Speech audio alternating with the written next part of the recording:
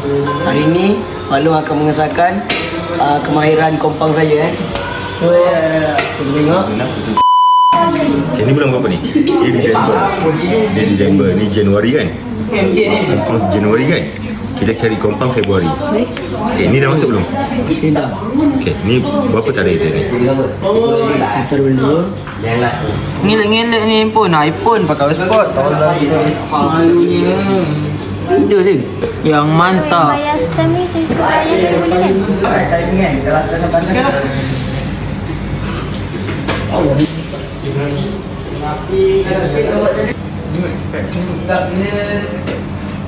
Hari bulan 1 sampai 7 hari bulan. Sekarang dia tak dapat. Tengok sini. 1 bulan. Kemudian 7 hari bulan 2 sampai 7 hari bulan 3. Bulan 2 sampai 18 bulan 3.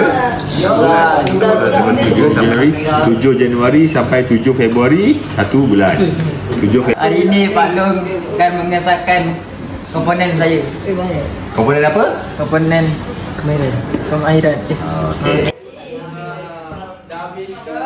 Ini Pak Long akan mengesahkan komponen terakhir saya iaitu kemahiran. 3 dia 9 bulan 3, 12 bulan 3, 18 bulan 3. Lepas tu yang April ni yang April ni ada 2 sebab kita dah dapatkan 18 ni. So Okey, ada nama sini? ada. Di sini ada nama saya, Muhammad Farid. Okey, Pak Long dah baca tadi. Pak Long dah semak tadi kat sana. So, Pak Long akan cakap, okey, lulus dan tahniah. Lulus.